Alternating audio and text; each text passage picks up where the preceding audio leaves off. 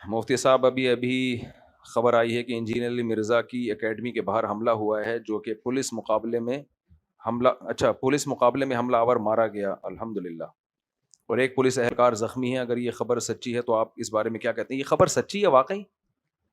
یہ fake news تو نہیں ہے؟ سچی خبر ہے؟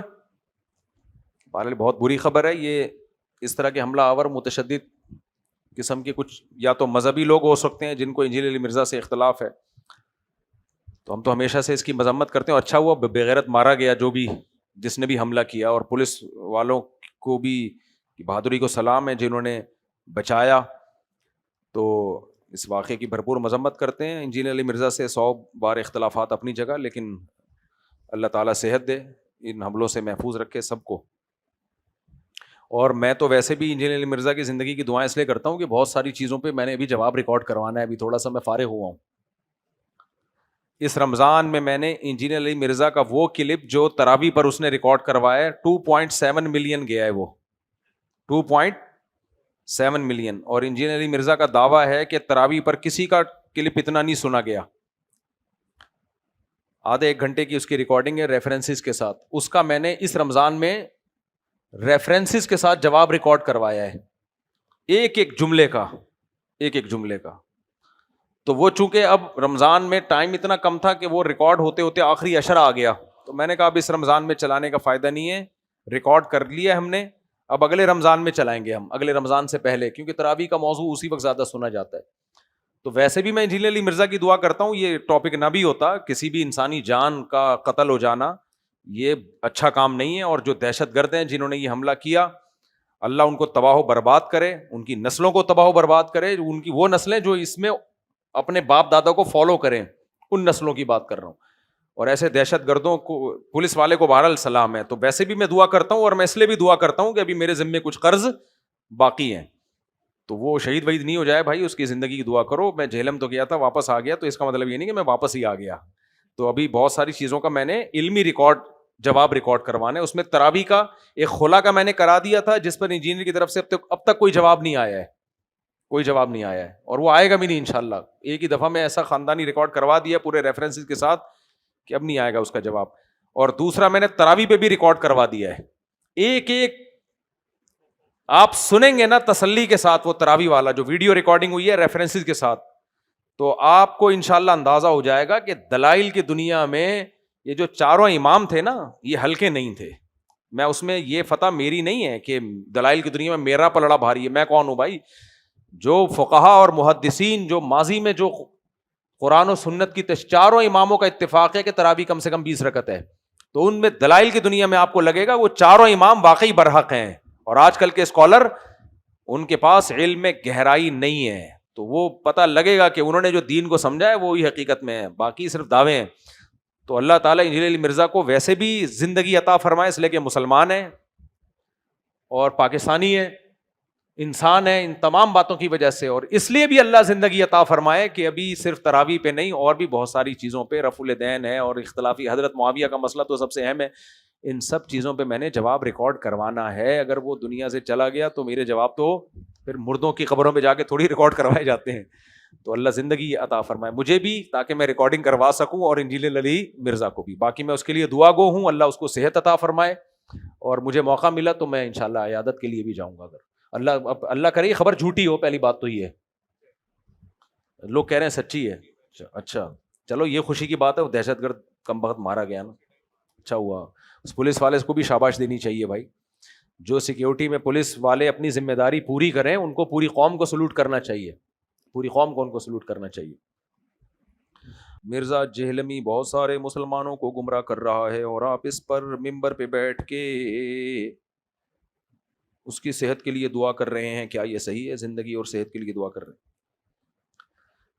کسی سے بھی اختلاف اور مخالفت ایک لمٹ میں ہونی چاہیے، لمٹ کو کراس نہیں کرنا چاہیے۔ ہمارے مذہبی طبقے میں یہ بھی ایک تھوڑا سا مسئلہ ہے نا بھائی، کوئی بھی زخمی ہوا ہے صحت کی دعا مانگنی چاہیے، انسان ہے، اور کسی کے قتل پہ خوش ہونا، کسی پہ، اور یہ تو دہشت گردوں کو آپ سپورٹ کر رہے ہو، دہشت گردوں کی نظر میں علی مرزا ہو یا مفتی طارق مسعود ہو یا کوئی بزرگوں عالم ہو، فرق نہیں ہوتا۔ یہ دو قسم کے لوگ ہوتے ہیں، یا تو مذہبی جنونی یا ملک میں ریاست کے اگینسٹ ملک میں انارکی پھیلانے کے لیے کسی مشہور آدمی کو قتل کر دیتے ہیں یہ لوگ. یہ بھی ہوتا ہے کہ ملک میں نا کوئی ایجنٹ ہوتے ہیں اسلام دشمن قوتوں کے, وہ ملک میں انارکی پھیلانے کے لیے بندہ مار دیتے ہیں.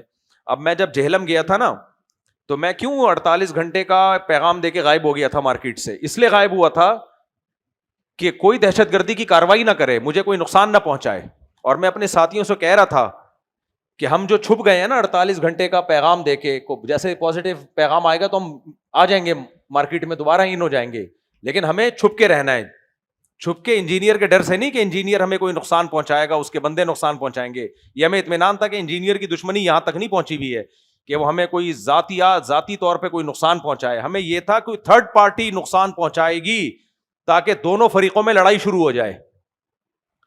خدا نہ خواستہ کوئی تھرڈ پارٹی آتی, فائرنگ کر کے چلی جاتی, میں زخمی ہوتا یا شہید ہو جاتا, تو کیا ہوتے ہمارے چاہنے والے لوگ اس کا الزام کس پہ دھر دیتے کہ اس نے مروایا ہے.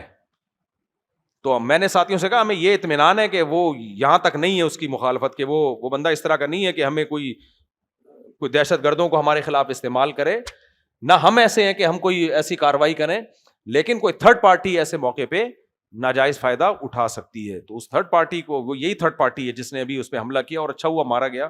اب یہ گورنمنٹ کا کام ہے کہ وہ انویسٹیگیشن کرے کہ یہ کون سی پارٹی کے لوگ تھے, ان کو سزا دینی چاہیے. موسیٰ علیہ الصلوۃ والسلام سے آج ہم نے بخاری میں طلبہ کو یہ حدیث پڑھائی ہے. نبی صلی اللہ علیہ وسلم نے فرمایا کہ سب لوگ قیامت کے دن پیغمبروں کے پاس جائیں گے کہ آپ ہماری شفاعت کریں. تو موسیٰ علیہ السلام کے پاس جب آئیں گے نا کہ آپ ہماری سفارش کریں, تو حضرت موسیٰ پتہ ہے کیا کہیں گے؟ مجھ سے ایک انسانی جان کا قتل ہو گیا تھا, اب میں اس مقام پہ نہیں ہوں کہ اللہ کے سامنے سفارش کروں. حالانکہ موسیٰ علیہ السلام سے جس انسانی جان کا قتل ہوا تھا, نمبر 1 جان کے نہیں ہوا تھا, غیر ارادی طور پہ. نمبر 2 وہ انسانی جان غیر مسلم تھی, کافر تھا وہ. نمبر 3 فرعونی تھا, کافر بھی نہیں, ظالم جو ظلم کر رہا تھا بنی اسرائیلیوں پہ. اور نمبر 4 مظلوم کی مدد کے دوران قتل ہوا ہے, یعنی بنی اسرائیلی جو تھے ان کی مدد کر رہے تھے موسیٰ علیہ السلام.